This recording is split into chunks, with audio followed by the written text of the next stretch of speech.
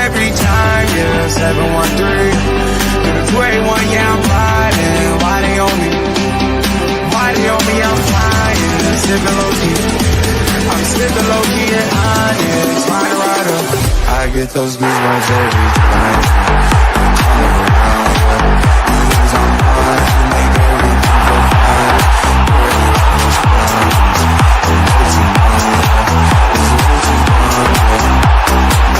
I get those goosebumps every time. I need the high, throw that to the side. I get those goosebumps every time, yeah. When you're not around, we can throw that to the side. I get those goosebumps every time. Up the mags. Yes, sir.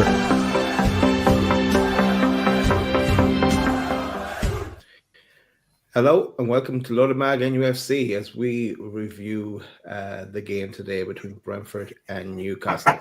I myself, hands up, I have not seen the game. My power has been off all day.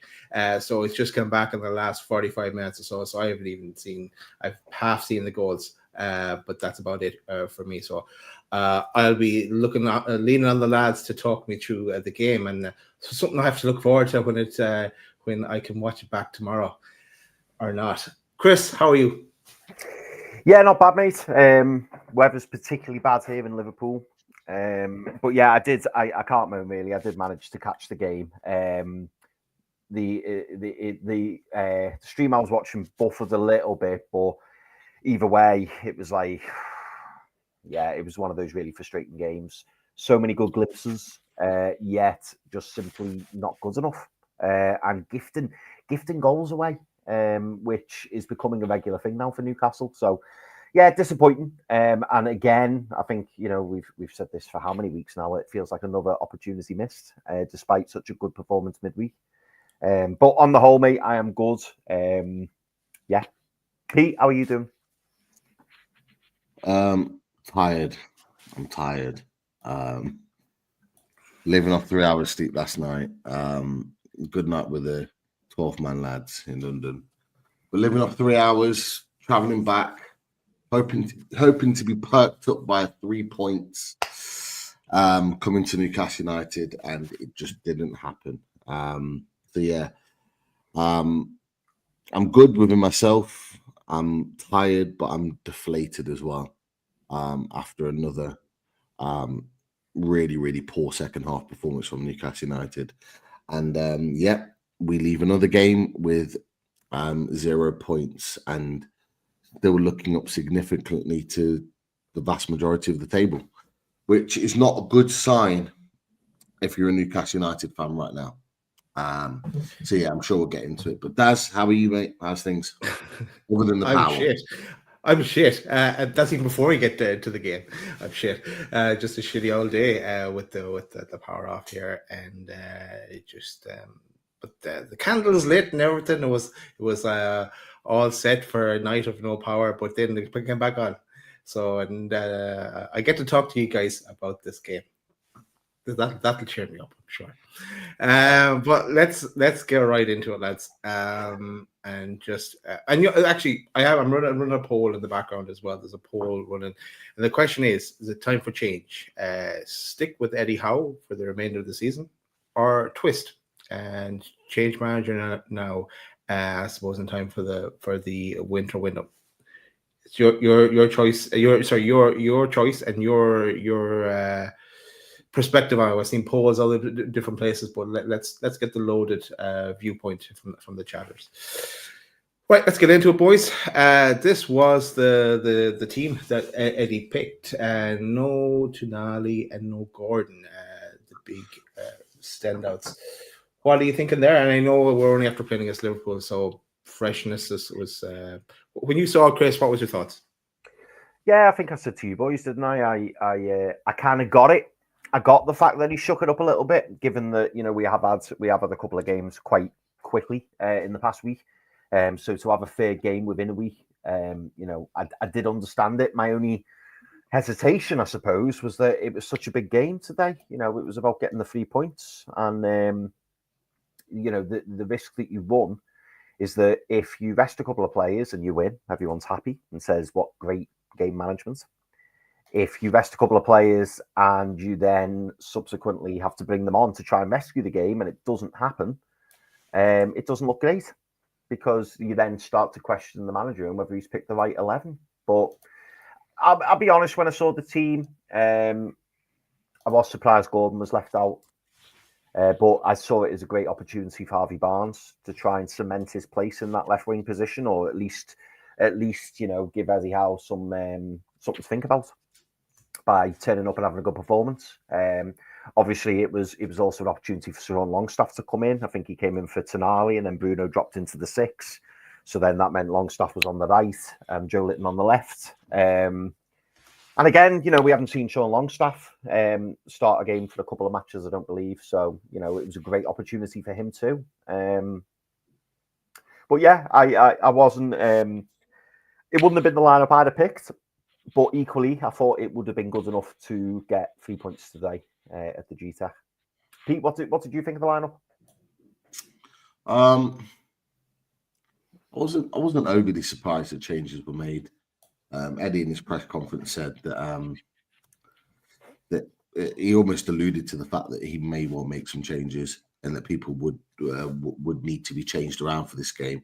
I just wasn't sure if it was going to be one of the old, he says one thing, does another, but he actually followed through with it. The Tonali situation didn't surprise me. You could see that he, at one point in the game, he kind of signaled to the bench that he wanted to come off against Liverpool.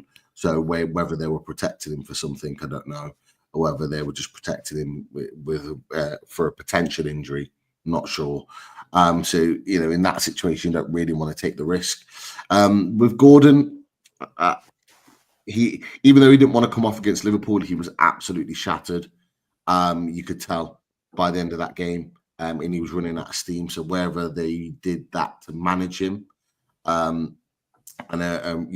to avoid him picking up an injury, I don't know.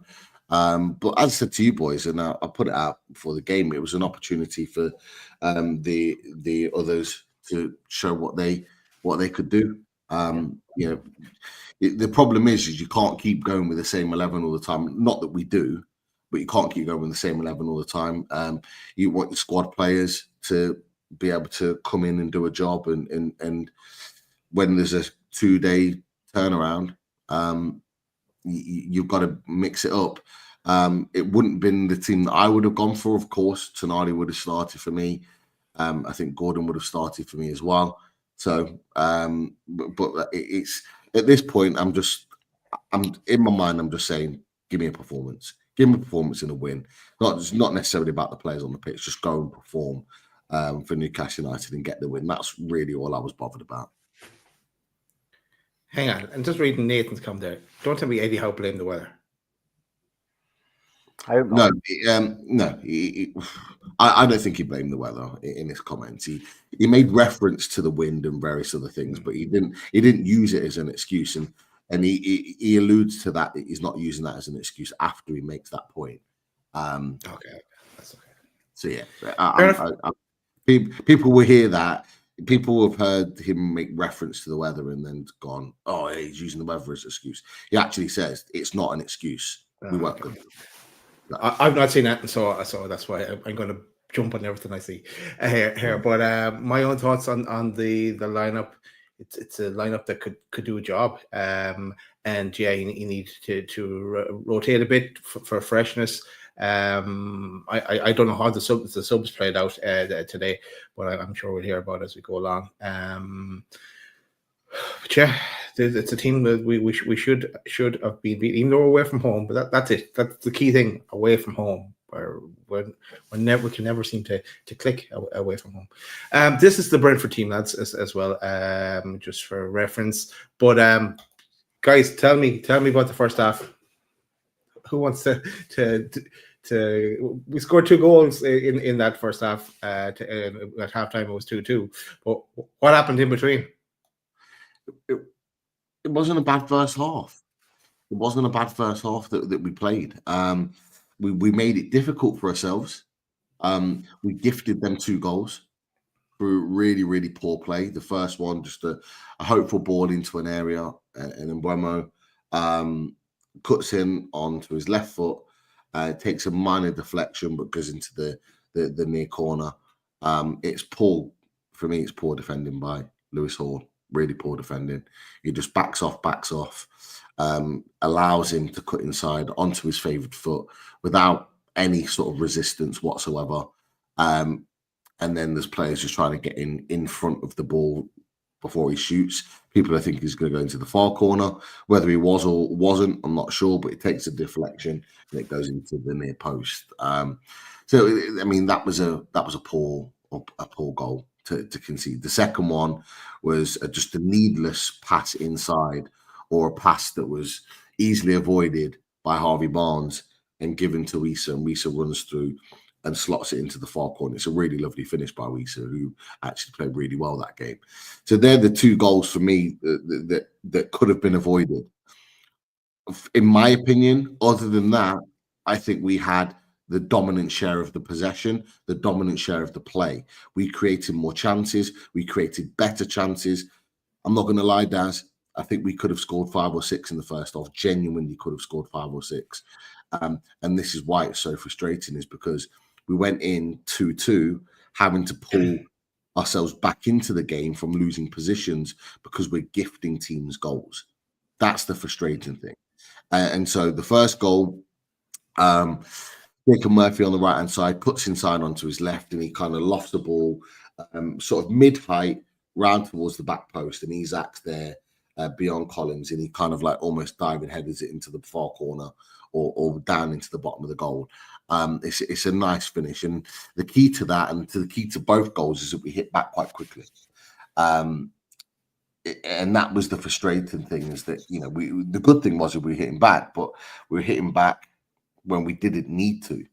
The second one, and I was on the phone to Chris when they scored, and when I watched the goal and I saw Harvey Barnes give the ball away, I said to Chris, he owes us one. He owes us one after that, because it was unnecessarily giving the ball away, which, to be fair, if you watch a lot of our games recently, we do it all the time. For some reason, all of our players, Tino and Hall, Murphy, they all did it against Liverpool. We're doing it against Palace. We're doing it against West Ham. We just seem incapable of finding a man with a simple pass, and we're getting punished for it. And he owed us one, and he went back up the other end, and the ball gets given to him, and he's in the middle of the penalty area, receives the ball, turns onto his right foot, and then slots it into the far corner. It's a lovely finish. It really is a nice finish from him. And you're thinking at that point, Daz, right, we're back to 2-2. We can't make the same mistake again. Let's not gift them the game. And I have to say, Daz, at half time, I was confident we could go on and win the game, because we were still creating chances. In between that, Isaac has a great chance where he goes through.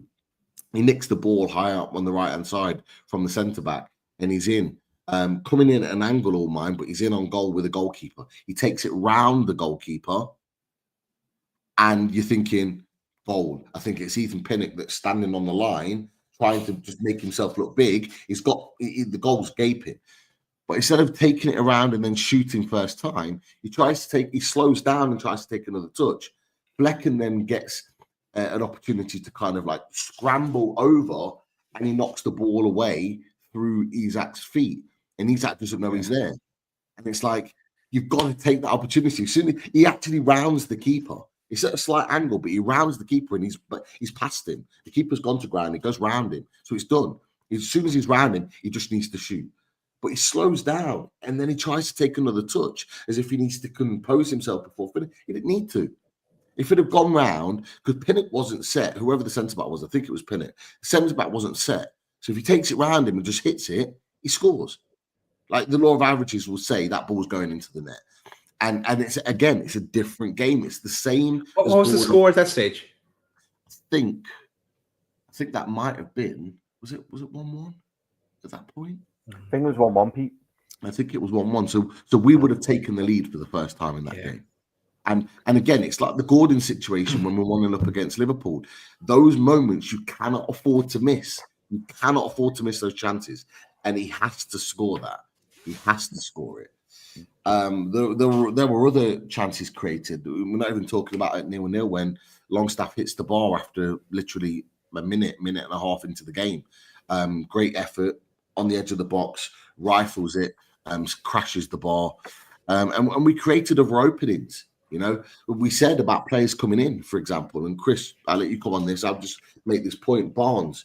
I actually thought Barnes played well in that first half. I thought he played really well. He was direct. He got the ball. He ran at his fullback time and time again. He cut in onto his right. Sometimes he went down his left. He kept him guessing. Their fullback really struggled. He really struggled against him, and I thought he played well. So there was some good performances in there and some hope that we could actually go on and kick on in the second half. But Chris, I'll let you come in. Yeah, no, to be honest, I've just, because the game was such a whirlwind, I've just been watching the highlights, and Pete, you summed it up excellently. Like, you know, the Longstaff chance at the start, it was incredibly early, but really, really good effort, struck the bar. Isak with the goal. It was weird, really, because it looked to me like Jacob Murphy had crossed. It looked like a shot, but almost it felt like a cross as well. But Isak did really well. I'd say he was only 6, 7, 8 yards out. Diving header, really, really, really good finish, smart finish. And yeah, it's so frustrating. That crossfield ball for the Brentford first goal to make it 1-0. Sorry, I've skipped ahead a bit there. The crossfield ball to make it 1-0.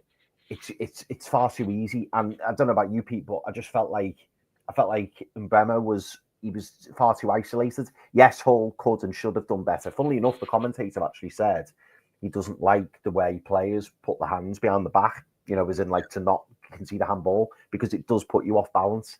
And unfortunately for Hall, you know, because he does that, Mbeumo just turns on his inside, gets on his left foot, and just drives into the box. Obviously, you know, I would agree with Pete when I say that Hall is at fault. But he does go through. He has far too much time on the ball to then hit, you know, put his shot away. It does take a small deflection, so I won't blame Nick Pope for that. Then we had the Alexander Isak equaliser, which obviously I've just described. And then the needless pass from Harvey Barnes. It was really frustrating. I agree, you know. Just when we were playing so well, and to then go 2-1 down. But it's been the story of our season, hasn't it? You know, we concede sloppy goals, silly mistakes, and ultimately it cost us. But then we get back into the game, and you know the hope comes back. A really, really clever finish from Harvey Barnes. Really good finish actually. But I don't know. I like Pete. I kind of went into the second half with a little bit of hope. Because despite it being 2-2 and despite us conceding 2 goals, I thought we played pretty well. It was just to get, you know, if I was Eddie Howe, I'd just be saying, just be careful. Just don't be conceding silly goals. Don't be giving away possession needlessly, because up to a point, I'd say we were the better side, and you know we could quite easily have scored more than 2 goals, but it was just so frustrating to give them those 2 goals. That's what was, you know, the big shame. But I felt encouraged going into the second half, Daz. I thought, you know, we can certainly get something from this game. Okay, so at this stage it's at 2-2, right? And we know from Lewis from Besotted Brentford. Actually, congrats, Lewis, on your victory today. I'm getting sick of saying that to congratulating the opposition fans, though. But yeah, that they can concede goals, so that would give us hope going into that second half. But how did it go from this to this in 45 minutes? 4-2 final score. What went wrong in that second half, lads?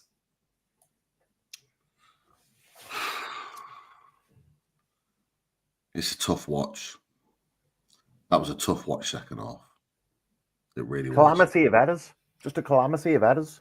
It was a tough watch, and I can't help but feel it reminded me a little bit of West Ham.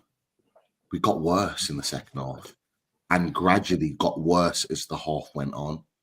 And a few people have touched on this in the chat as well. The subs made us worse. Like, we didn't improve with the subs coming on the pitch. Now, we keep talking about we've got these quality players coming off the bench. But in recent games, they haven't made a difference. No. And in some cases, like West Ham, like today, it's actually made us worse. And that's a real concern. So we start the second half. It was very similar to the first. Like it's we're holding a lot of possession, which isn't a sign of things going well, by the way. Isn't a sign of things going well. The first half, one thing I didn't mention, I said to you boys, I've said it before, give them the ball. We did. We gave them the ball, and we were hitting them on the counter in the first half because they were having a lot of the possession. So it was working. And the second half, we then hold all the possession, and they start doing it to us. And that's basically what happened. So I think Harvey Barnes had a half chance on the coming in on the angle, cuts inside. He tries to bend it into the far corner. It's just a little bit wide. And then other than that, I can't really think of a clear-cut chance in the second half that we had. And this is the problem. I'm sorry, and I'm sure if Lewis was here, he'd probably say the same. Flecken is not a good goalkeeper. He is not a good goalkeeper at all. But we did not test him in that second half. He didn't. I can't remember, and I could be wrong. People in the chat, tell me differently. Chris, tell me differently. I cannot remember Flecken having to make a saving anger at all in that second half. Now, that should be a team. We're a team that should be looking to win the game. We didn't put one effort on him that made him have to pick out a worldly save or even test him in any way, shape, or form. That's the concern. And we got worse, and we just as we went on, we didn't just. We had possession to begin with. Then we surrendered that possession as the half went on. And by the end of it, we're 3-2 down with an awful, awful goal. The ball gets lumped from a free kick by Flecken in his own half. It gets pumped up. I can't remember who jumps with him. I think it might be Pinnock again or somebody, but Shaw jumps with him. Neither of them get the ball. Shaw's too worried about making sure that the player in front isn't getting the ball before actually heading the ball himself. And the ball goes over him. It then bounces through, and Nathan Collins just runs onto it, unopposed, unprevented by any of our centre-backs or defenders or players. And he just kind of lightly it literally trickles into the far corner. Oh, he just kind of pokes it into the far corner. And to be fair, Chris, I'll let you talk about Pope. And what you're going to say about Pope, I agree with. And I don't even know what you're going to say, but I feel like I do know what you're going to say. And whatever you do say, Chris. Whatever you do say, I'm going to agree with it. But after that point, we should be the team trying to get back into the game. And the commentators make the reference that in the last 2 goals were won back very quickly after that. What they did is give Brentford the possession, and Brentford are going, we'll keep it, and they just literally cut the game cold, and Newcastle United then couldn't get up to speed again. They couldn't get attacks flowing. They were all over the place. Players started to look tired, which is a real concern for me, because players around the 60, 65 minute onwards are starting to look really tired. And I'm not just talking about the fact that we played Wednesday. I'm just talking about in general. There are players on that pitch that are starting to look tired way too early in games. I thought Joe Linton was awful today. I thought he was dreadful. And he looked tired after about 60 minutes. He's one of the players that came off against Liverpool. And that's not like him. He's normally up and at him for 90 minutes constantly. Bruno looked tired. Other players looked tired as well. Like it just gave you the feel like we needed that injection. And the subs came on. Tonali came on. Wilson came on. We made some other changes as well. I can't remember who else came on. Gordon came on. And you're thinking, right, where's the injection of will, attitude, want? Nothing there. Not for me anyway. People might feel differently. Nothing there for me. And then sucker punch at the end. A bit like Fulham, when you're trying to get back into the game and the other team go off and get another goal and kill it off. And once Shaw did put that ball in, calamity of errors. Got Tino falling all over the place. You got Shaw that gets turned inside out with ease. He doesn't make it. I don't know. You might as well have just done this and just go, yeah, you go through. Because the way the run and the way he tried to win that ball back was just ridiculous from Fabian Schär, who was also very, very poor. And then Schade puts it away. And at that point, it's a loss. And you're just going, right, let's end the game. But Chris, I'll let you come in and say your bit about the second half. Yeah, it's very, very, very similar to you, mate. I know obviously we spoke briefly as well. But yeah, the third goal was incredibly disappointing because it was so easy to defend against for me. I mean, you know, long ball comes in, as you say. I think it was from the goalie, wasn't it? Long ball comes in, just a mishmash of errors. Like you know, Schär goes for it, misses it, and then there's like a little bit of a melee, and then you've got the Brentford centre back running through. He anticipates it better or quicker than any Newcastle player, and then, as you say, very flimsy effort. And then Nick Pope in totally the wrong position. He's got to be further over for his goal. He's right. He's too far to the right. And then when the ball goes over and then it reaches Collins, he doesn't even try to fix his feet. He just sticks out the laziest leg. He just flicks a leg at it, you know, to show that, you know, he was trying to get to it. And I tell you, maybe we'll discuss this more at the end. Like, I'm sorry, I'm done with Pope now. I'm done. I know he's a good shot stopper, but he's not good enough. His overall game is not good enough. And today, I mean, Pete, I don't know. I'm assuming you saw it right at the end when he's playing about with it in like the right back position, and Mbeumo just takes the ball off him. He should have scored. I'm actually like, if I'm a Brentford fan, I'm going mad at Mbeumo for not scoring. It's an open goal.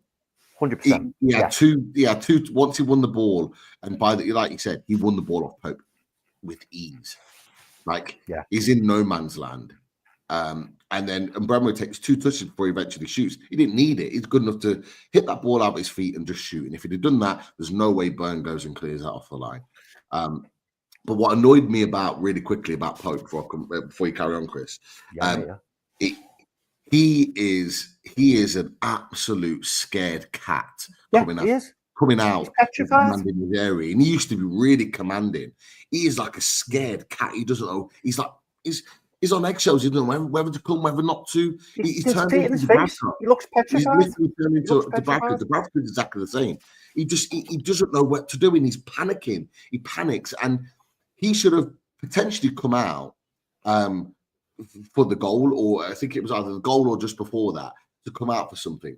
And then in a mass panic to prove that he can come out and do something, he comes out the next time, and he comes out really far out into his box, and he punches the ball literally 2 yards away from him. And he makes it. He could have been screwed over there.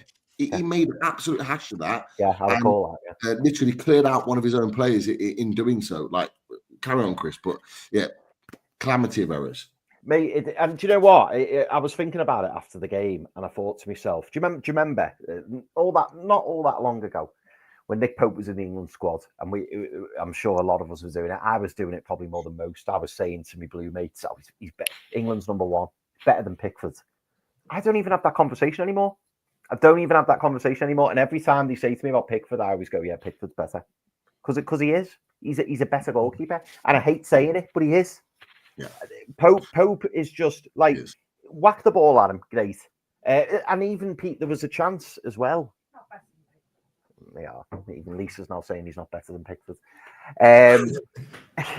She just come in to tell me that.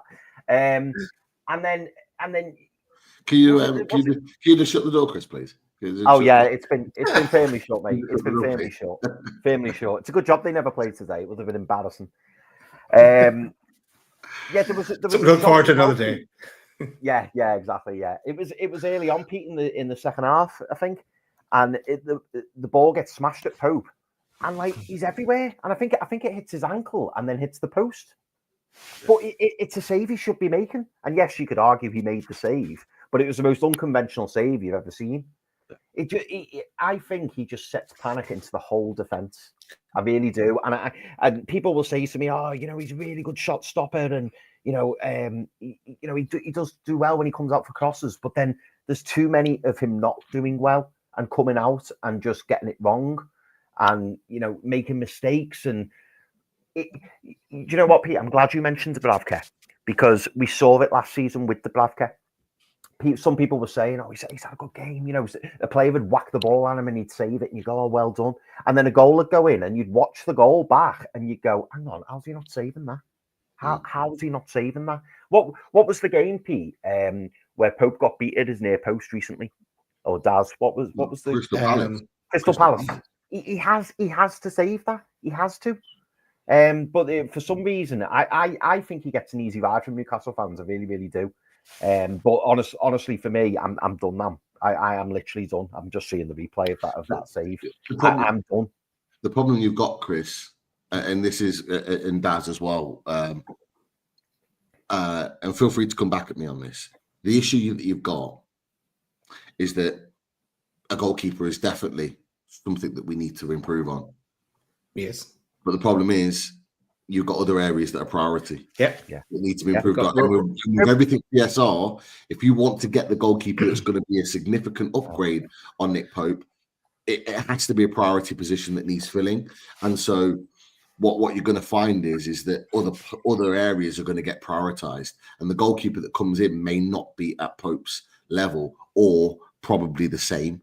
Like the big change for me is Nick Pope playing regularly for Newcastle United and then not even being called up to the England squad. And when you've got Dean Henderson, who's not a bad goalkeeper, but has had a horrendous season at Crystal Palace, getting picked ahead of you. And when you've got a championship goalkeeper in James Trafford being picked ahead of you, I think it should tell us everything we need to know about where people at the top of the game see Nick Pope right now. Yeah. And I think it's a real harsh reality of what we maybe need to look at. And look, you're never going to get people within the club saying anything about Nick Pope, but we can see it. We can see there's a clear difference. His commanding of his area, coming out, being big and strong and looking like his 6'6" frame is... Oh, I've been having it on WhatsApp. So. Charlie. Having his big frame to our advantage is no longer a factor anymore. No, it's not. You're right. If he's just going to stick on his line, he's becoming... Look, he's better than Dubravka. He is much better. Yeah. But we're seeing the same sort of issues that we saw with Dubravka. Maybe not as consistently, but we are starting to see it now. And Pope, nearly to what is he, 33 or close to being 33 now? Like, we're at that stage where, as much as we want to talk about it, he is coming towards the end of his career. He is going to start slowing down as a goalkeeper naturally. But with those shoulder injuries, it means that it's even more of a concern on top of what we're already concerned about. The natural decline of a goalkeeper, but with those shoulder injuries where he's not comfortable diving left or right, and you can tell where he doesn't have to dive, he won't, and he will avoid it. And his saves look really unconventional, like you've mentioned, Chris, because of the lack of wanting to dive and get away with not having to do it. This is the reality. We shouldn't be having this conversation, though, lads. We should not be having this conversation. We had it in the summer. This is something we brought up in the summer. What if he gets injured again, or what if? Well, we didn't think that there would be a mental thing or mental/physical thing that would hold him back. So you get my charger. Oh, boys. Anyone know the reason why Willock isn't anywhere to be seen? I don't. I can only assume, Daz, it was a precaution, or he's picked up a knock or something, because obviously we saw Matt Targett on the bench. And tell me if I'm wrong. In fact, just bring that subs bench up again, Daz. Yeah. The only person who's on that subs bench, and you could argue Trippier as well. The only person on that subs bench who's newish is probably Trippier and Targett. So unless, of course, unless he's been preferred, I don't know. Just to add in to kind of further on from what Pete said, in the 60th minute we brought on Sandro Tonali for Joe Linton, and we brought on Anthony Gordon for Jacob Murphy. And as Pete said, the subs didn't really have much of an impact on the game. If anything, it probably made things worse. Callum Wilson came on for Sean Longstaff in the 73rd. Miggy Almiron came on for Harvey Barnes in the 74th. And Kevin Trippier came on for Lewis Hall in the 83rd. One thing I did notice, Pete, and it was only late on, obviously, because it was only in the 83rd minute. We did look we looked a little bit more assured down that right-hand side, having Kevin Trippier there. I did notice that. I thought Trippier, I could see Trippier basically, like, you know, his leadership skills coming out, you know, telling people where to be and stuff like that. Obviously, he's probably, you know, probably still a bit rusty and stuff like that, but it was nice to see him back on the pitch. Chris, you don't want to be at Newcastle United. No, he doesn't. He doesn't. You can tell by I looked at his face today. Yeah, he wanted to be anywhere else but on the pitch for Newcastle United, and that's not any disrespect. That's not any disrespect to us.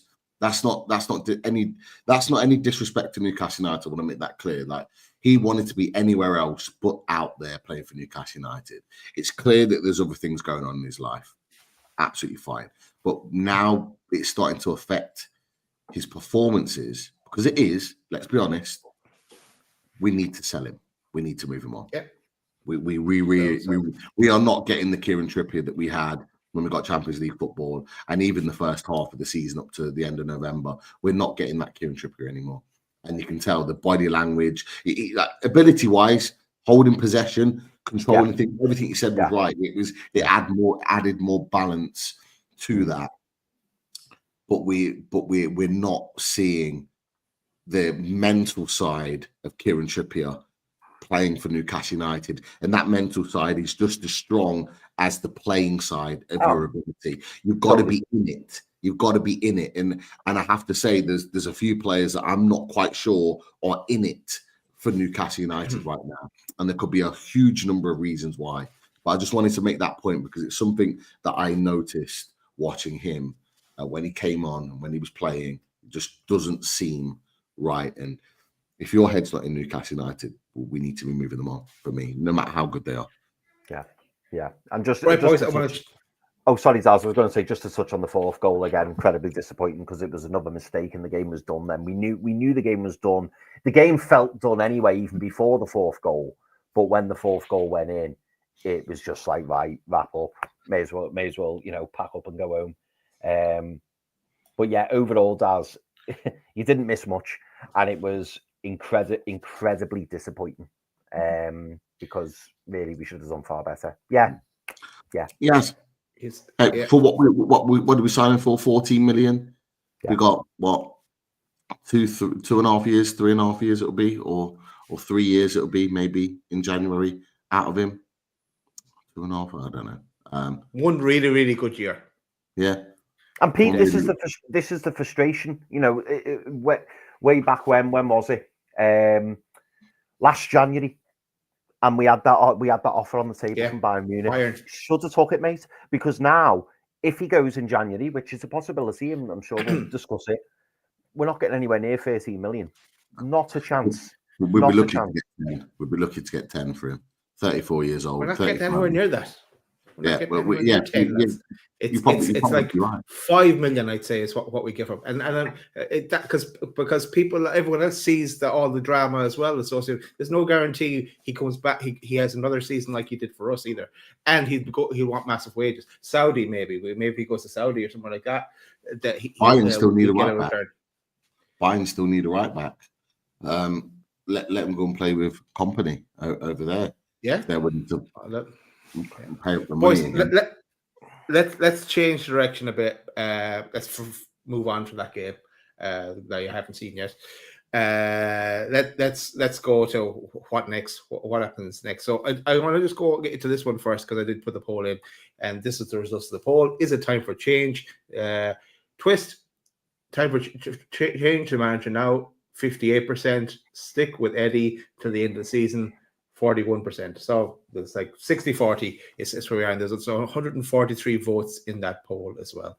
But for me, I go back to the challenge I set, Eddie, and the players. So in December, what can you do in December? So they've drawn 3-3, brilliant game, brilliant performance against Liverpool at home. Then today, 4-2 loss at Brentford. Next up, Leicester, then Brentford in the Cup, Ipswich, Villa, and Man United at the end of the year. For me, I'm still waiting to see how this plays out, but I'm thinking it's the problem is bigger than Eddie Howe for me. The problem is as well as we cannot play away. We can't play away from home, and I think that we need a mini reboot, and we're going to need to sell one, if not two, if not maybe even a few players to freshen things up and to unlock PSR. And but is Eddie Howe willing to play ball in that sense? Is he willing to allow those trading to take place so that we can free things up and move in another direction than we're going, because it's not pretty what we're seeing here. And that's the thing. It boils down to the challenge at the end of December.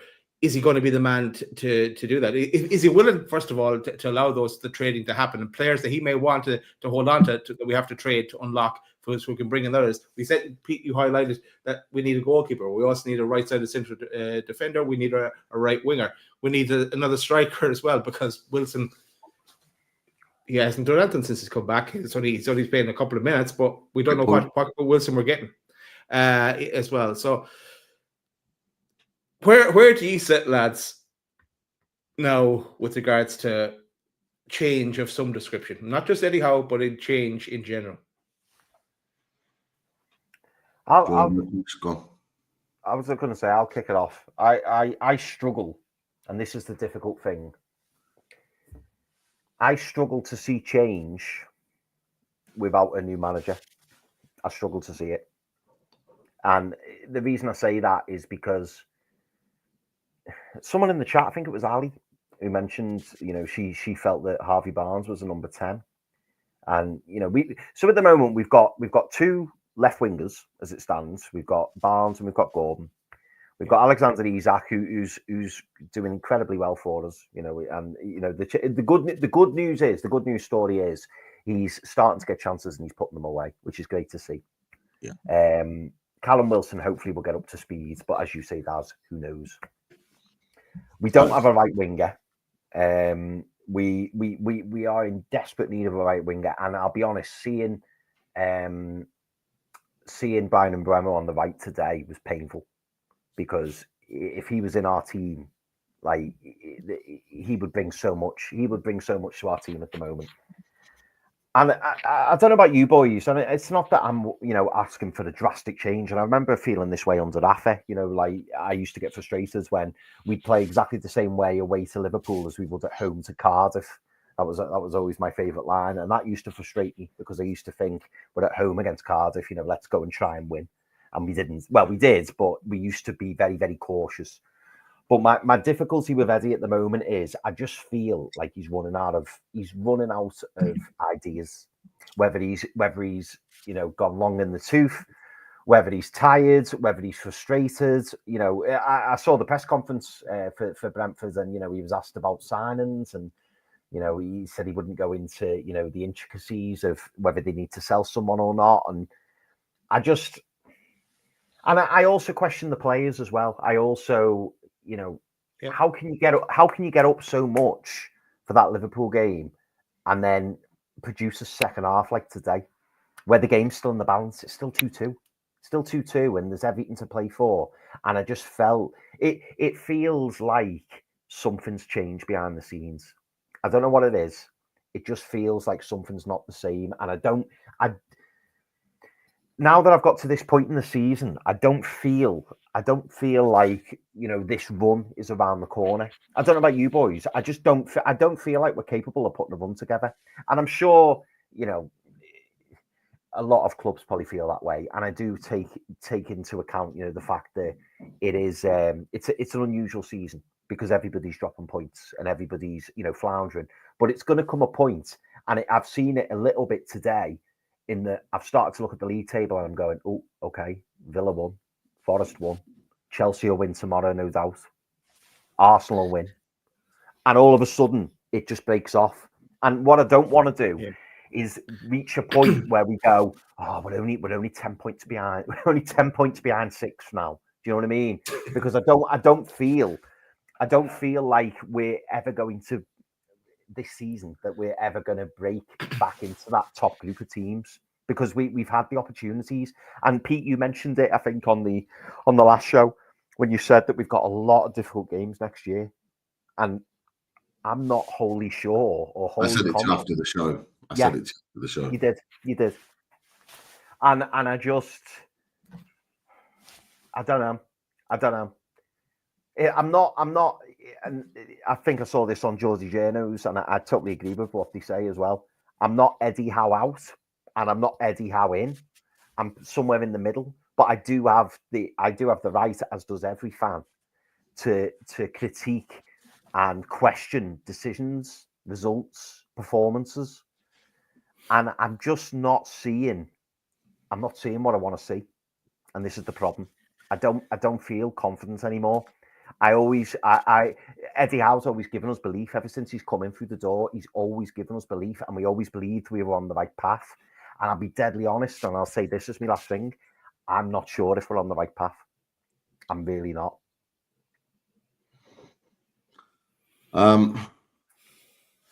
I just to put it right in there, right from the beginning, I'm Eddie Howe in. However, I'm asking questions. That is where I'm at right now. And the reason being is because what I'm seeing right now, and it's a collective, Eddie Howe will take responsibility and should take responsibility for what we've been seeing over the course of this season. But I'm asking questions now about why this situation isn't getting better. I said it to you boys before.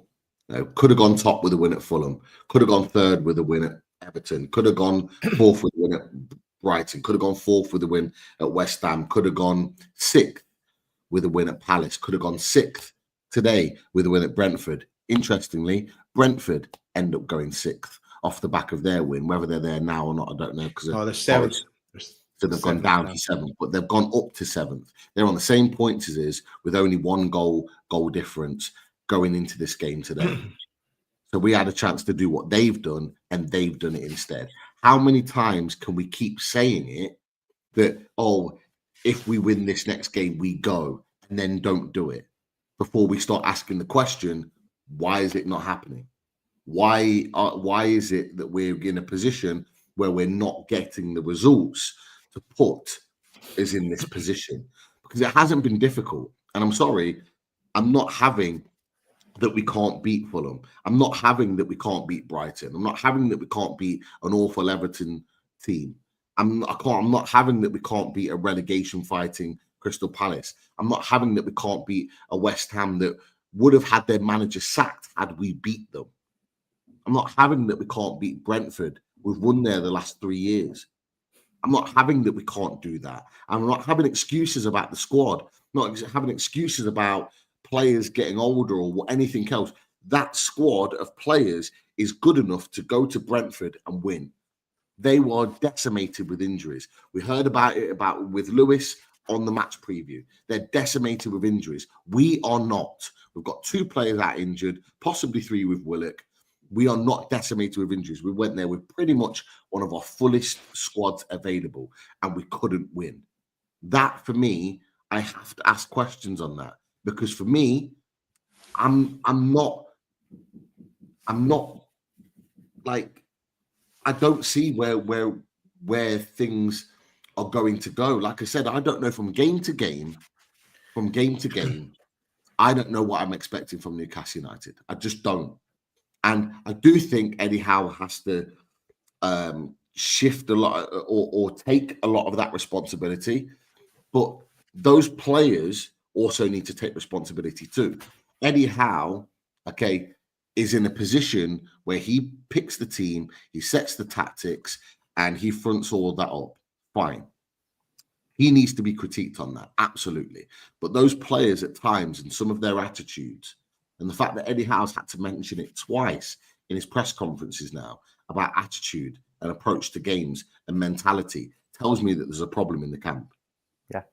With players' approach. Yeah. You can't tell me, boys, you can't tell me that we can't beat all those teams that I've listed, but then we get a point at Man City, we beat Arsenal, and when we get a draw at champions-elect Liverpool. You can't tell me that these players can't get up for these games, because they get up for the big games, but they can't get up for the other games. And if that's the case, boys, then I'm really concerned about these players, and I'm concerned about what these players' motivations are.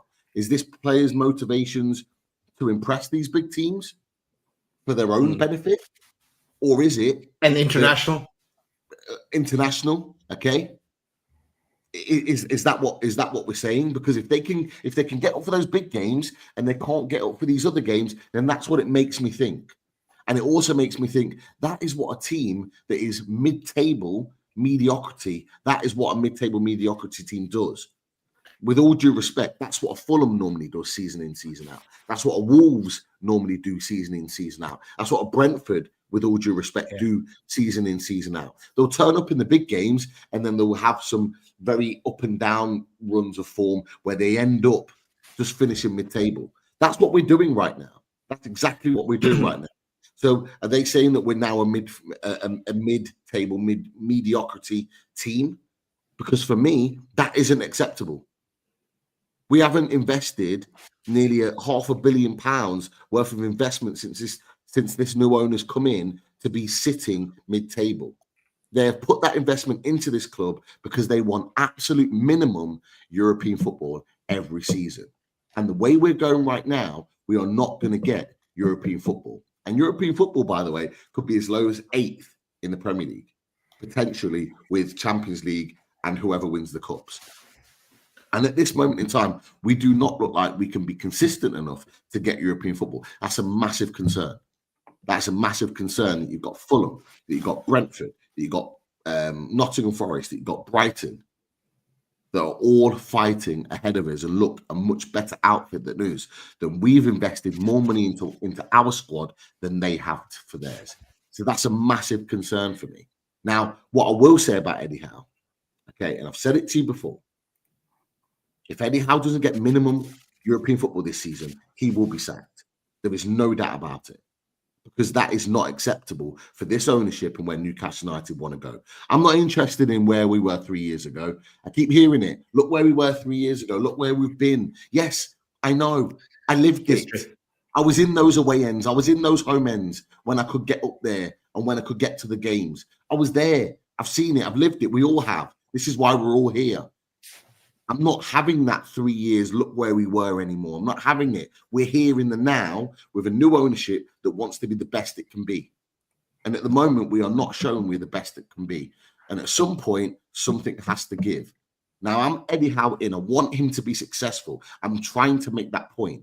I want him to be successful. But if we continue to perform like this, we will end up without a manager, because he will end up getting sacked.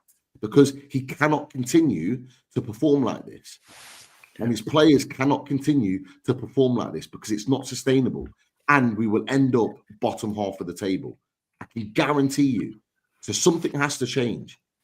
And this is not about how-outs. This is not about happy clappers and all this rubbish that people talk about on social media. This is just facts. We all want Newcastle United to be the best they can be. They are nowhere near showing us that right now. And we all have to be honest with that. As much as we love Eddie Howe, as much as we don't love Eddie Howe, whichever side of the fence you're on, we are not good enough right now. And something needs to change. So for me, and you can put those fixtures back up on there, Gaz, if you can, right? Yeah, for those fixtures, I'm going to be absolutely brutally honest with you right now. Leicester City win. Not just a win. I need a comfortable, confident win. I'm talking clean sheets. I'm talking 2 or 3 goals. Okay. I'm looking at a comfortable, confident win from Newcastle United. And then we go to arguably our biggest game of the season. We have to win that game. We have to be in the semi-final draw. And even more importantly than that, I genuinely believe if he doesn't win that game, those noises of him losing his job will get louder. Whether we want it or not, they will get louder. If we get knocked out of the most winnable cup in this country, the noises will get louder at the quarterfinal stage again. Ipswich, the weekend afterwards, away. I don't care whether they've been decent at home or not, win. If Palace can win there, so can we. Must win. Then we've got Boxing Day at home, St. James's Park, Aston Villa, win. The next 4 games are all must-win games. We cannot afford to draw. We cannot afford to get knocked out of the cup. We cannot afford to lose. He needs to know, and those players need to know, that if we want to salvage our position in this league and actually give ourselves an opportunity in the second half of the season to really kick on, we have to win those games to salvage what run we had in December and grab that back. There is, for me, that's what I've set in my mind, what I expect Newcastle United to do. And you know what? That isn't unachievable. It is not unachievable to go and win those 4 games. It might not look like it now, but at this point, he needs to get these players playing and he needs to get results pronto, because this is not good enough for Newcastle United. I'm sorry. And people will put in the comments, people will maybe argue against it, but that is where we are for Newcastle United right now. Just to add in, Pete, I've been going through all the. Sorry, Daz, I've been going through all the comments. Everyone's where we've said, Pete. Everyone has said, it's not necessarily, we all want Eddie out. People are very thankful, obviously, for what he's done. But if things continue the way they are, there's no other. There can be no other outcome. What I wanted to ask, and Daz, I want your summary, in terms of how you're feeling about things. But if you just throw them fixtures back up, I just wanted to ask you both a dead quick question. Taking aside the Brentford game, obviously we know that's in the Carabao Cup. Can we win all 4 Premier League games? And do you expect us to win all 4 Premier League games? Because to me, I'm looking at the first 2. I'm looking at Leicester, definitely. I'm looking at Ipswich, definitely. I'm looking at Villa and thinking, well, if we've got any aspiration of getting that European place, we have to beat Villa at home. And then even Man United, they're all over the place at the moment. Like, what can we win the 4 Premier League games coming up? And will we win the 4 Premier League games coming up is what I was going to ask you. I'll combine this into my summary, Chris. Yeah, answer to your question go for it. For me, you can half this calendar, because it's all about the Leicester game at home and all about that cup game. If we don't beat Leicester and we don't beat Brentford, I think change is in. Never mind the manager, change is in. And whether that change is a manager change and our players change, trading, big style trading, or a combination of both, something has to change, because our season is pretty much over, apart from the FA Cup. But because we're already 5 points now behind Forest, okay, where they are sitting, right? I know that again, it's the coulda, woulda, shoulda, as William said in the chat, and it links back to what Pete said about if we did this, we'd be there. If we did this, we won here, we'd be there. Those days are kind of gone now. They're running out, because we're running out of time, so we need that win against Leicester. And we definitely need to win in the cup, both games at home as well. If this squad and this manager can't deliver on those 2, it's game over for the season. So what's the point of waiting until the end of the season then for me to make the change? I link back to what the top table talk lad said. They have a point. We should push the button on change. At that stage, for me. And Chris, to answer your question, yeah, we can win all of them, but like the many games that we could have, should have, and would have won already, what turns up on the day? You look at those fixtures: Leicester at home, Brentford in the cup at home. We know we can score goals against them. They're leaking goals for fun. We saw it today. We scored 2, probably could have scored 6. Ipswich, I'm sorry, a poor Man United got a point there, and they didn't play well at all and got a point. Palace is shocking and won. Like, that's a winnable game. It is, regardless of what anybody says, and they're down at the bottom of the league. These are games that if we have any aspirations of European football, we have to be winning. And then Aston Villa, who are not playing well right now, they scraped through 1-0 against Crystal Palace, against Southampton today. They're not playing well. They're not in good form. And yet they're picking up points that sit them ahead of us. There's no reason why we can't win those games. And if people argue against those 4 games that we shouldn't be targeting wins in all of them, then where are we with our assessment here on where Newcastle United should be? Because that's what we should be targeting for those games. We were targeting wins at West Ham. We were targeting wins at Palace. We're probably targeting realistically a draw against Liverpool. We got that. So what are we doing here? Like, where are our aspirations? We had the highest aspirations of Newcastle United when this takeover happened. We should still have our highest aspirations now, minimum European football, because this investment from our new owners and what's already been put in place, and this squad, right, of players, regardless of players that we want to leave. Yes, we want some of those players to move on, the likes of Miggy and whoever. You can go through the list yourselves. But apart from that, the space of this squad of players, the quality that's there is enough to get European football. Yeah. So there's something not happening to ensure that isn't clicking together. Now, it could well be Eddie Howe. It could well be the manager. It could well be Amanda and Mirdad moving on, who knitted the things behind the scenes together. Could well be. Or it could well be the summer of Elliot Anderson moving on, Gordon nearly leaving, Isak nearly leaving, Bruno not leaving, which I think maybe is a bigger factor than we think. All of those things, is it scrambled the players' heads a little bit? Is it made them feel a little bit uncomfortable?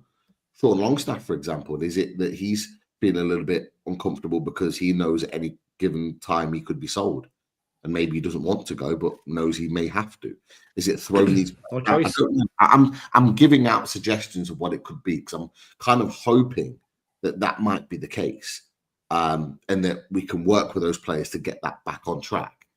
But if it's not, and players are thinking, I want out, and I'm just going to think about myself, and I'm going to turn up against Liverpool because it's against my hometown club and I want to impress them, or am I going to turn up because it's against Liverpool and it puts me in the shop window for a potential move? I ain't happy with that. That's not the attitude I want players playing for Newcastle United. And I'm only giving them as examples. I'm not saying it's just an example, but it's a good one to focus in on, people, because Eddie Howe before the game mentioned attitude. After the game, he mentioned attitude.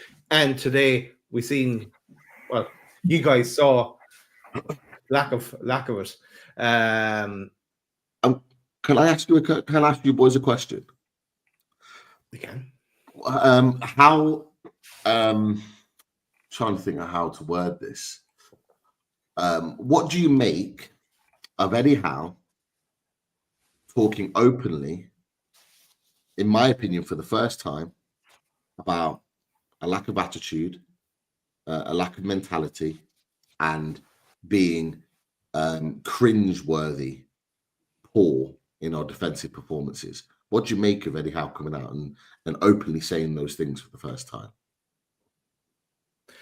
I thought it was the game against Liverpool, but when he mentioned attitude a number of times, it just rang home to me. It was a key. I think I said it to you before the game. I said it to you in a text. I said the key word from what he's just said before that game there is attitude. So what is going on behind the scenes that the correct attitude isn't there? So yeah, it does bring question marks into my mind, and in a way, I feel a bit sorry for Eddie in that sense. Then is he not? Is the players at fault behind this as well? You know, which they are. But it'll be Eddie that'll get the bullet for it. Because it's more difficult to move on players. Chris, your thought? So I haven't seen the post-match interview yet, but obviously I know you've just quoted the things he was talking about.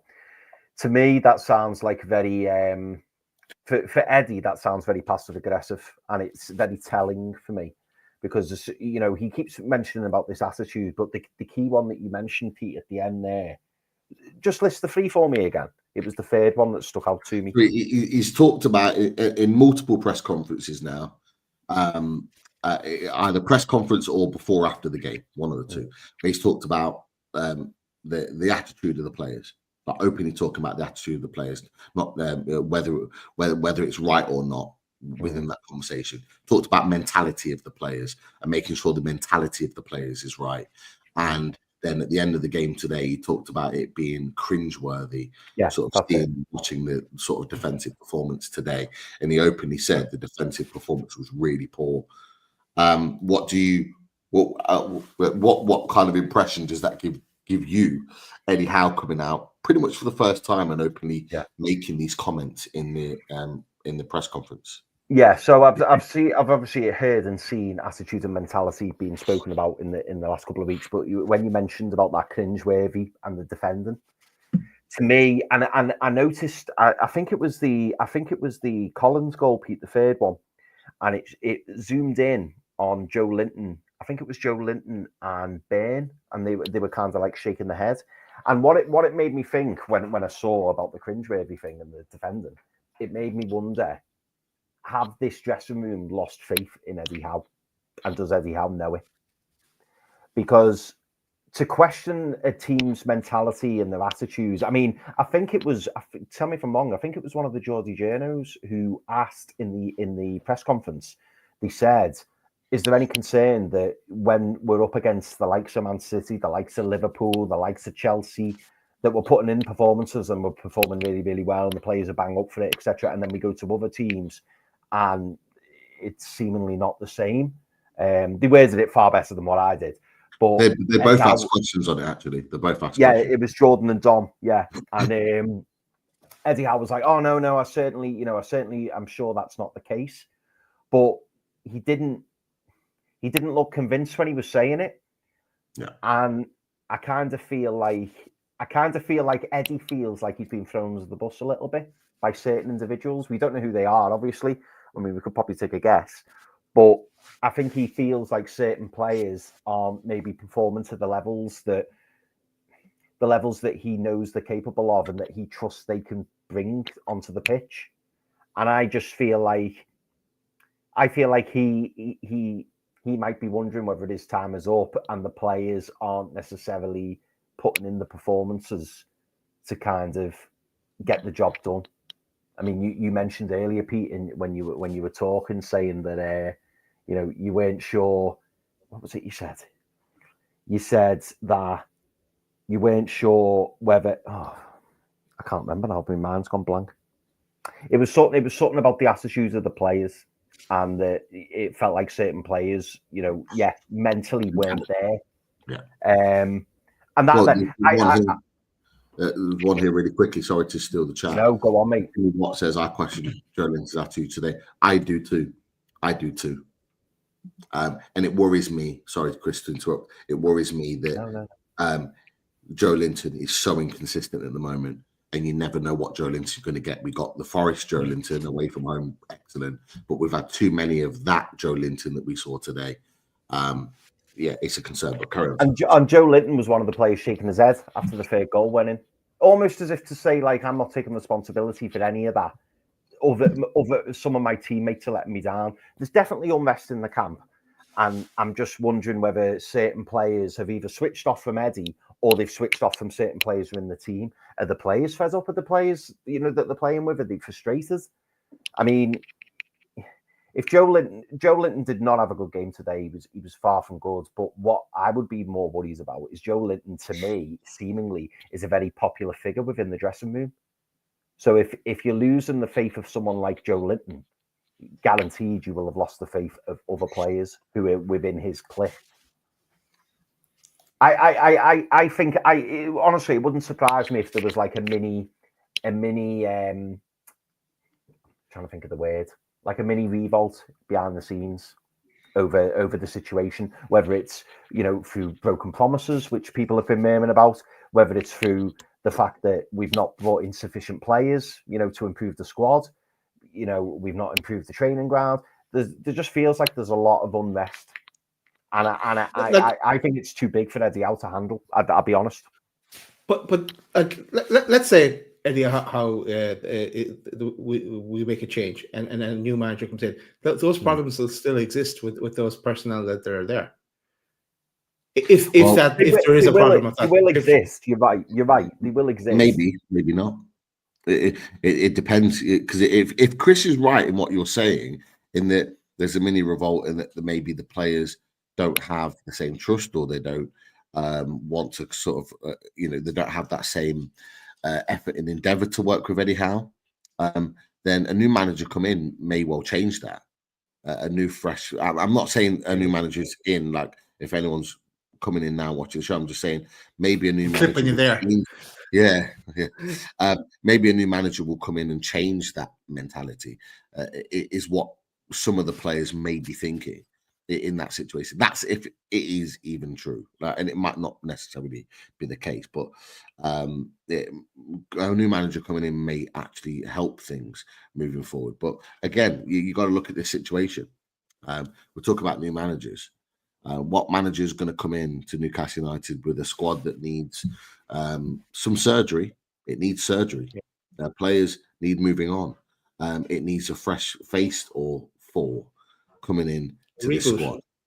Yeah, absolutely. And but ultimately, you need money. You need capacity to be able to do that, and we don't seem to have that at the moment. So with this situation, is it a case of what manager are we going to get in? If that was to ever happen and Eddie Howe was to lose his job, what manager is genuinely going to come into that situation where they've got a small budget of money to work with, players that have, in Eddie Howe's words, have gone stale and probably need to be moved on? It's a situation that's actually quite difficult. For a lot. Hang on, Pete. Right, look at it in another point of view for a potential manager coming in. If he was given some kind of assurances that there was going to be trading, I don't want this player and this player. Let's try and move them on, and then that would unlock PSR a bit to do more trading of who the manager and Paul Mitchell would want to bring in. So it need to be. That would need to be the selling point to whoever would potentially come in if we were to go down that route. Yeah, possibly. And it could be a big name player. Yeah, could well be. I don't know the answer to that question. I'm just putting out potential scenarios in that. It could well be that a new manager comes in and there is money to spend. Maybe is that what they're looking for? They're waiting to hold it, because what we're hearing right now, boys, is that then we might, and this best not be true, by the way, but we're hearing that we might not be spending money in January, and there might not be a lot of money to be spent in January, or should, let me word this right, it might be a case of we need to sell to buy, to almost protect PSR, because any money coming directly into the club would allow us to spend a little bit more. Maybe it's that. Maybe that they're thinking, right, okay, maybe we will strengthen if one or two players move on, but we want to send or save the bulk of our money for the summer to properly go at it again. Which I don't know whether we're going to be in that position where we're going to be okay to do that, because if we keep doing what we're doing now, we are going to need surgery in January, and significant surgery, just to be able to try and rectify and save our season potentially. It's, I don't know. It's an interesting one. I've already said this, haven't I? Like, if we don't spend any money in January, regardless of whether players come in or out, regardless of whether players go out, if we don't bring anybody in January, he's definitely gone at the end of the season without a shadow of a doubt. He's not. What would be the point of waiting then? If they have their mind made up that like at that stage, Chris, if they're saying no, let's keep our powder dry till January, what is the point? Even for Eddie Howe, what would be the point? Yeah, I agree with what you're saying, but you can't knock back him in 3 windows with a first team right winger. You just can't.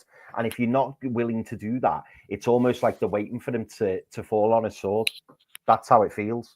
Because it's abundantly obvious that we're desperate for the right winger, absolutely desperate for it. And well, you could argue now, you look around the team, and the whole team looks like it needs refreshing. This is the problem. If you look at all our team now, I struggle to think of certain positions where I go, yeah, do you know what? They look fresh, they look hungry, they look really keen. There's players all over the pitch, and I've got question marks around them. And whether that's because of the players individually, whether that's because of the selection. I mean, someone just put there in the chat, Sandro Tonali playing in the 6 has been absolutely outstanding. And then today he doesn't even get on the pitch. And then he reverts back to Bruno being in the 6. We know Bruno can play in the 6. We know that. But we know his limitations. So why would you not stick with Sandro Tonali when he's fully fit and then he brings him on after an hour anyway?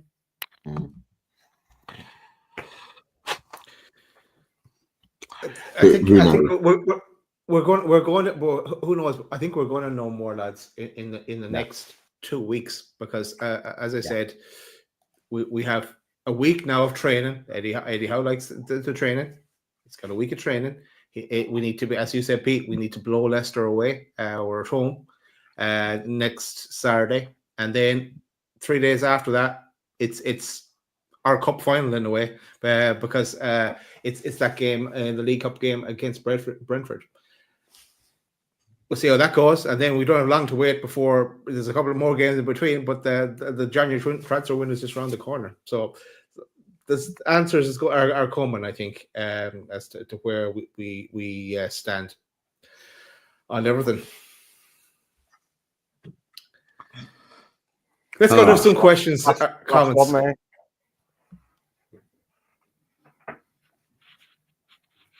Yeah. When you put it like that. Yeah. Oh, yeah. Yeah. You can dress it up however you want. It's 2 wins in 11 games. You look at all those teams that we've just referred to, West Ham, Palace, you name it, all those others, Everton, Fulham. All the teams that we would have expected to beat, and we're sitting on 2 points out of all those games. And this time last year, remember, we were talking about Luton and a number of more teams that were beating us, and there was excuses then, valid excuses. Yeah, there's not so many excuses now. There was. Yeah. Right, let's get into some of these questions just to round off. Let's see. Will Smith says free Lewis Miley. So I'll pop that one on there. That needs to be given more of a serious conversation than it is right now. And the reason being is because he is our long-term future centre midfielder. Not Sean Longstaff. And I'm not getting at Sean Longstaff here with anything. It's just a reality. It's already been talked about quite openly with journalists writing reports on the fact that if a suitable bid comes in, they will sell Sean Longstaff. So if Longstaff moves on, Miley then becomes into that position where he becomes more of an effective first team squad player. So if that does happen in January, as an example, we need to make sure Lewis Miley is ready to step into that role. So he needs to be exposed to more first team involvement, thinking about future planning, regardless of who's manager and who's at the club. Because we can't keep talking about how he's come back and he's filled out and he looks bigger and he looks stronger and he looks more athletic and then not playing. It just doesn't make sense. And not even being on the bench, as well. Yeah, as an option.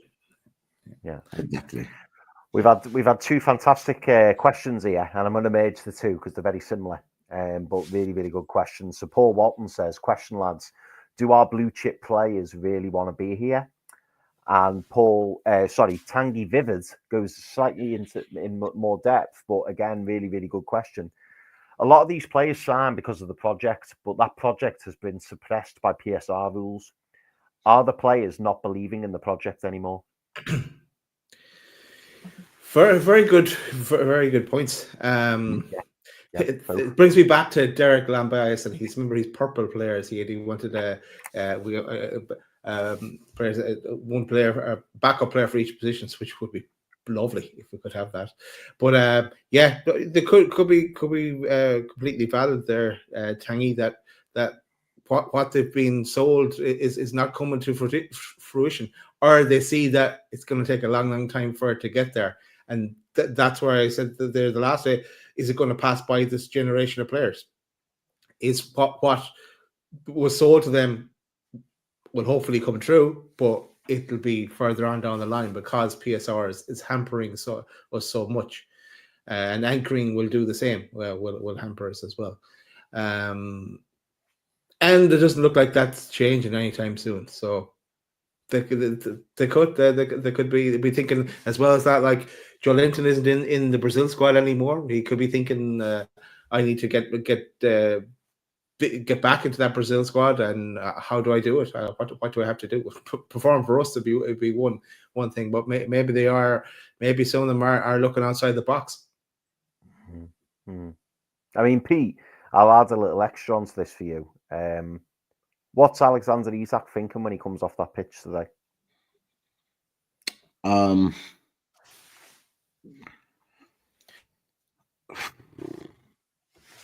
Well, ultimately disappointment. He'll be thinking like where we are right now. Like, what direction is this club going in? This doesn't help in the negotiations to try and keep him at the club, to convince him that this is where he sees his best years of his future playing professional football.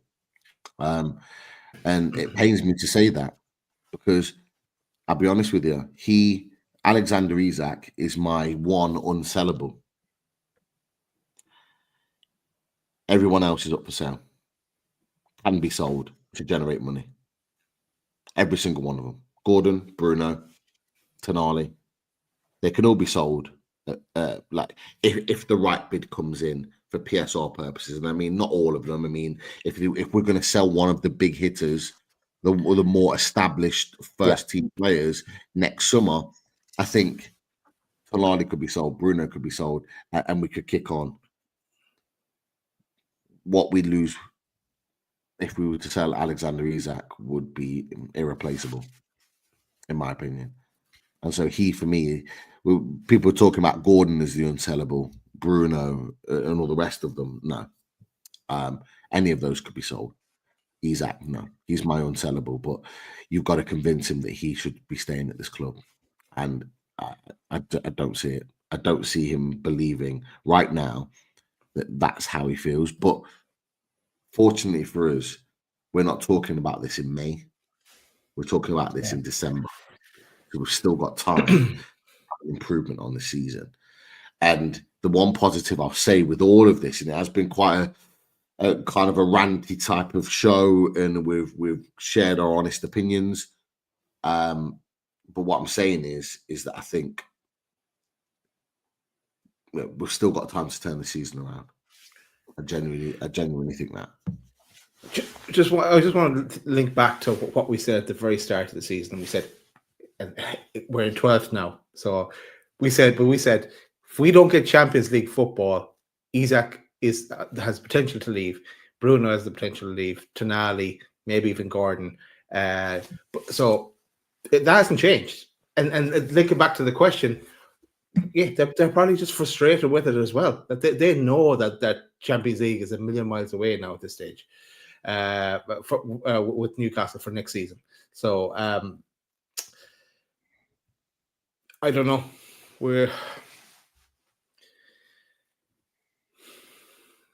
Carry on, Chris. Yeah, it's really hard, mate.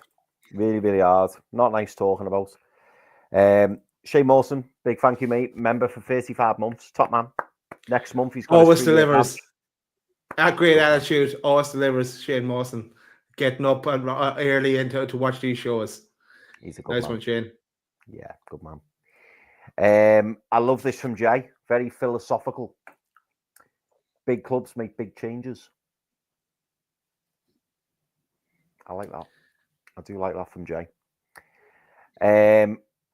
Colton Connor says 400 million sat in 12th.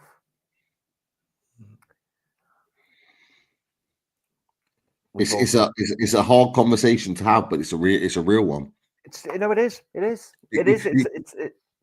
I've seen our fans on social media point at Chelsea and laugh. £1 billion bottle jobs and all the rest of it because we spent that much money and they were sitting in 12th and 14th. We're not at that level, obviously. We've looked at, and people have seen Arteta spent 700-800 million and not winning the league. Looked at other teams, Man United doing the same and all the rest of it. But you go down there and you look at how much we've spent, it's a lot of money. And for the amount that we spend, we're not expecting to win the league. We're not expecting really to get Champions League football on spending 400 million because other teams spend 400 million and they're nowhere near it. But those teams that do spend 400 million normally get European football. They normally get European football. We missed it last season by a technicality that Man United won the FA Cup. This season, we have to get European football. If we're going to invest that amount of money into the team, we should be getting European football. Now, that number will probably, and I hope, will go up because we'll invest in January. But then it's on the players to do the job. Yeah. Jerome Wise says it's all right. We got a big point against Liverpool during our last game. So a little bit of sarcasm there from Jerome, but it's a point. It's a point, Jerome, and this is the problem. You can't look back. You got to look forward, haven't you? And this is the frustration. We follow a really good performance and a good, well-deserved point up with that today. Sorry, Daz, what were you going to say? No, I think my delay is kicking in, Chris. I just said it's worth the same as the point against Palace. Yeah, absolutely, mate. Absolutely. A couple more. I think this is it. Yeah, do you know what? I'm going to pair these two up. Jimmy Watt says, after watching the Eddie interview with Simon Jordan, I noticed that over the years, Eddie and Mad Dog like to buy English players. Is this a problem? And I'm going to pair that up with Lee Jones when he says, would you trust Eddie with the transfer window if we have money to spend? So as things stand now, right, we go into the January window. Let's think about the results we've had now. Obviously, let's not think about the next 5-6 games that are coming up. As things stand right now, if you're the owner of Newcastle United, are you happy to go to Eddie with your war chest and go, there you go, Eddie, go and sign what we need? Are you confident Eddie's going to go out and get the right players we need? And is he? And that's what also, I suppose, more importantly, is he going to be able to sufficiently wheel and deal, release players? You know, is he too protective? Is he too loyal to certain players? Is he going to be able to do that?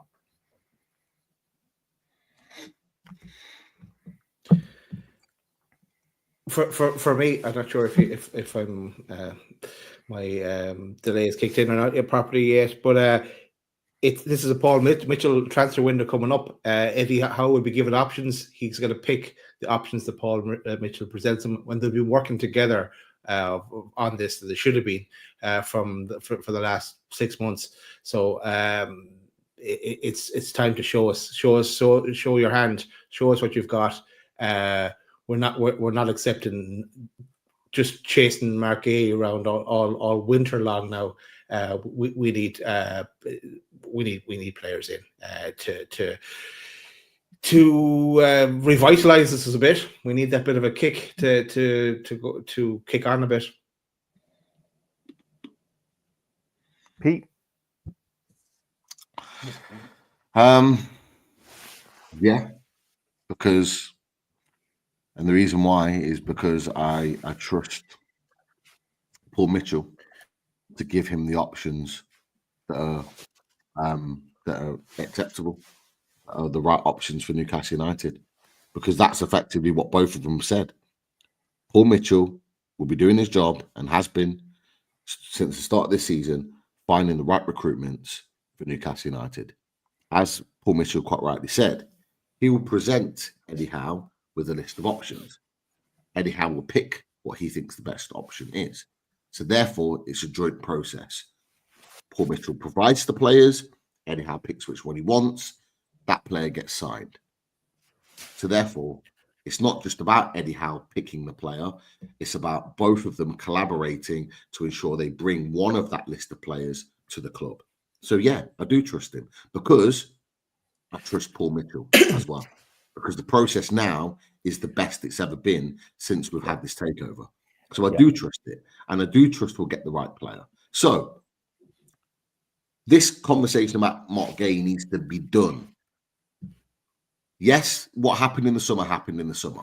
But if Mark Gay is on this transfer list for January, and if some minor miracle happens and we actually go out and buy him and bring him to Newcastle United, that is not an Eddie Howe signing. That is a Paul Mitchell and an Eddie Howe signing. Because Paul Mitchell's identified him and put him on the list, and Eddie Howe's accepted it. So therefore, they are both responsible. It can't just be an Eddie Howe signing or he only signs English players. This process now has been in place for just over 6 months. Therefore, right now, we're in this position where Paul Mitchell is just as responsible for our recruitment as Eddie Howe is. So whatever happened in the summer was the old process. We're going into January in the new process. So nothing can be just pointed at Eddie Howe directly. Okay. And even if the signing comes in and they're brilliant, it should be pointed at both as well. It should be pointed at, you know what? Paul Mitchell identified that player. Fantastic. That's what we brought him in for. Sporting director, top man. And even more so, Eddie Howe. He picked him out of a list of players to come into this club, and he's done the business. Fair play, Eddie Howe. Great recruitment.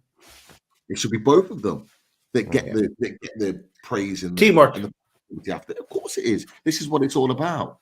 And they both openly said it. Paul Mitchell said it at the Stack. Eddie Howe said it in his presses and his thing with Simon Jordan, which was excellent, by the way, and was very open and honest.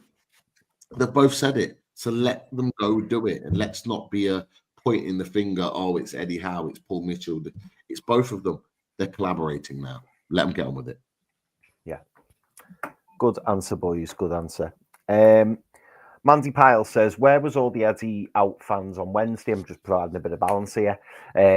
It's just because we got beat. They all come out in force again. Some of our fan base disappoint me. At least give them until the end of the season.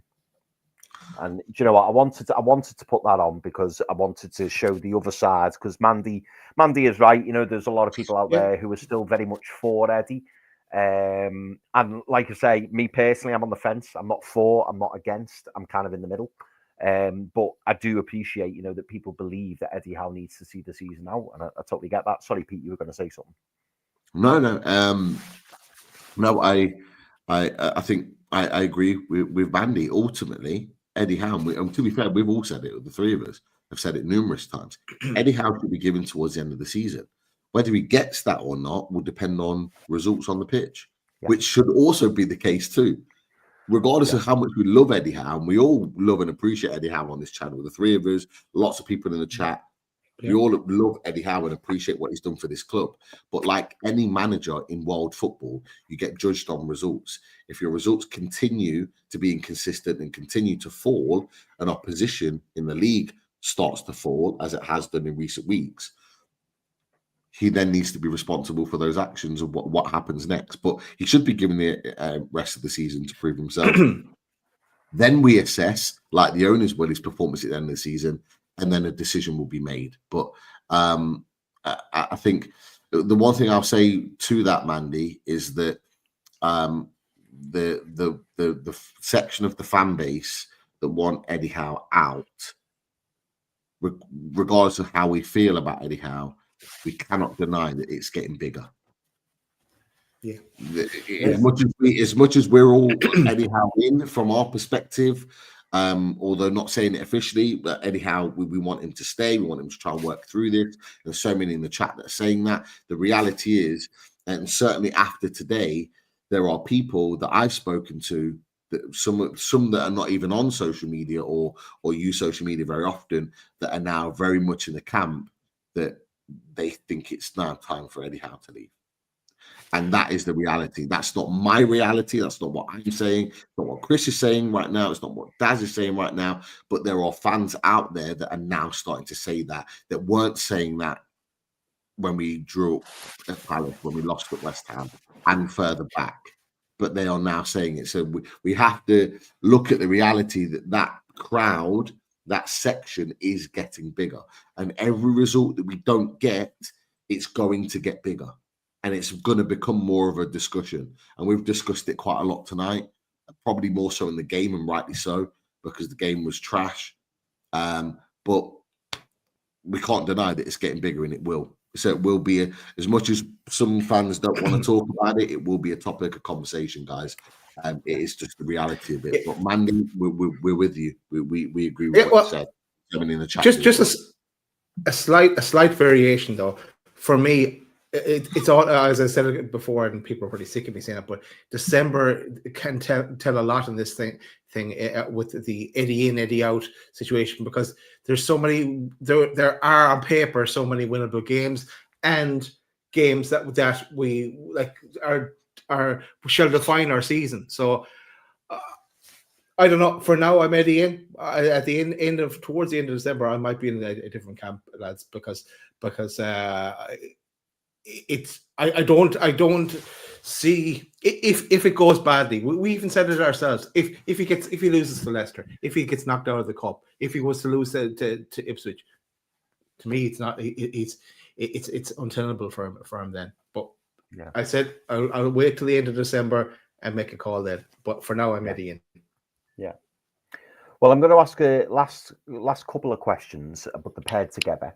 And I kind of know where you're at now, Daz, because funnily enough, I'd saved that for that. But I will still ask you the question, because we're going to make a presumption based on what we think is going to be coming. But before I do that, I just want to say a big shout out to 1983. He's been a member for 29 months. Thank you very much, mate.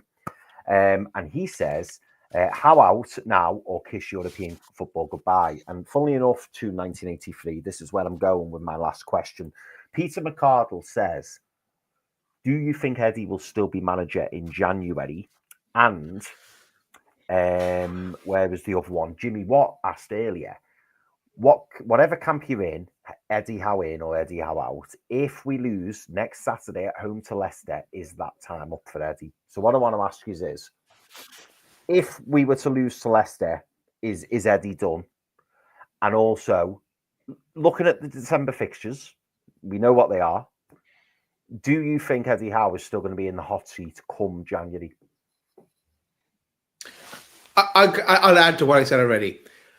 I'll answer the second, but first, I think Eddie Howe will still be the manager in January, and I hope Eddie Howe is still the manager in January, and I hope Eddie Howe is there till the end of the season.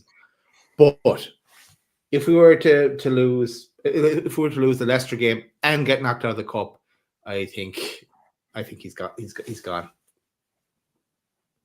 Pete, and I suppose and your prediction or your assumption that you're making is based on what you think we're going to do on the pitch, because I think Daz is right in that if we get knocked out of that Carabao Cup and we lose to either Leicester or Ipswich, I think the knives will be out. So do you think Eddie will be out if he was to lose to Leicester? I know you don't even want to think about that, Pete. But also, do you think he will still be in the hot seat in January? I do think he'll be in the hot seat in January. And I think he'll be in the hot seat because he'll get the results that he needs to give himself the opportunity to kick on in the second half of the season. Today has just proven that we need signings. So all this talk in the media that we might not be doing much business, blah blah blah, in January. I've said it to you before, and I'll say it again. We are neglecting the club and the squad and the team if we don't go and strengthen it in January. We have to. It is an absolute must.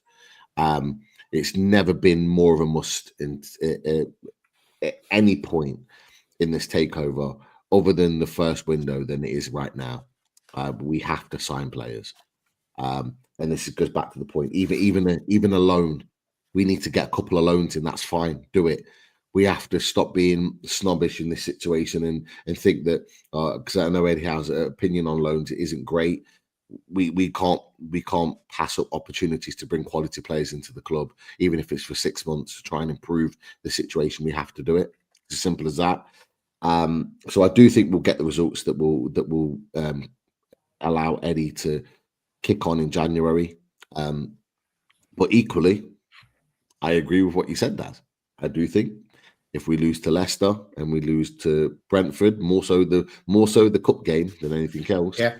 I genuinely think the noises. If we lose to Leicester at St James's Park, the noises that day will be deafening.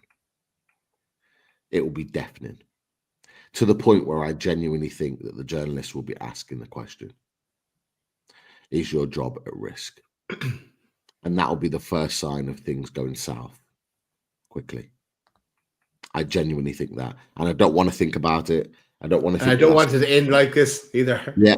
And this is the thing. This is the thing. You don't want it to end like this. Look, we all know Eddie Howe's going to leave at some point and we're going to have a new manager. Of course, that's football. You don't want it to end like this for what he's done with us before. You want it at least to be going on a nice and appreciative note. But football doesn't work like that sometimes. Yeah. It's a ruthless sport. And so I do think if he doesn't win and win convincingly against Leicester, there'll still be questions. We can win 1-0 or 2-1 and get the points. But I still think there'll be questions asked if the performance isn't great. I think we need both. I think we need a performance and a solid win. And then I think we just need to win and get into the semi-finals of the Carabao Cup. If we can do those two things, I think that will ease the situation. But for me, it goes beyond that. 4 wins, next 4 games. It's a must.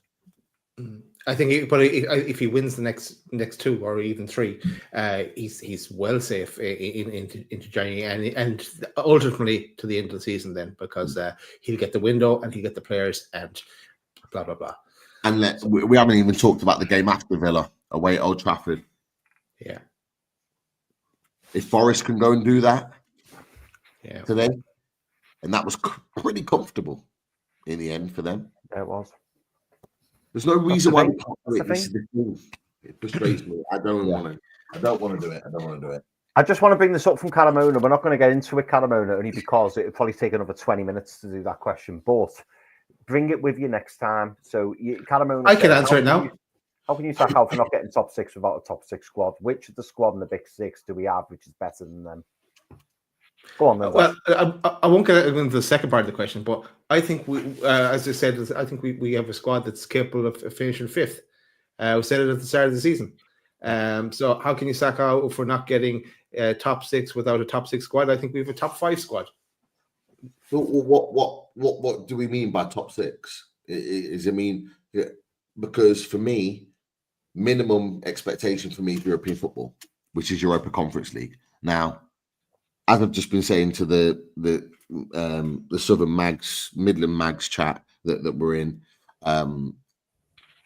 you're looking at the situation. It could be as low as 8th that gets European football this season. 7th normally is the barrier for European football. I personally think this squad right now, without additions, is good enough to finish in European football, 8th or 7th position. That's my opinion. I think it is good enough to do that. I don't think it's good enough to get Champions League top 4. I think it may be just short of 5th, in my opinion, but I think it's good enough to get 7th. Do you know what, though, Pete? All singing, all dancing, 5, and I do think it is. I do think it is capable of getting top 5, top 6. Even top 4, you could argue. I mean, obviously, we're now basing it on other teams' performances, so I appreciate there is caveats to it. And if you to ask me now, do I think we finished top 4, top 5? I'd say no. But at the start of the season, I'm looking at the teams. Like Caramona there mentions Villa. Which of these players will get in the Villa team? I think a lot of our players will get in the Villa team, but the difficulty is on current form, probably not many. But, there's loads of players I'd put in our Villa. If we could do the combined Villa and Newcastle 11, I think I'd end up with more Newcastle than Villa. Genuinely do. We would, I know. Well, no, genuinely, though. Genuinely, We'll do it on away days. We'll do it on away days, and we'll put it to the test. What I will say to that, it's an interesting point. What I will say to that is that I think our first 11 is very competitive.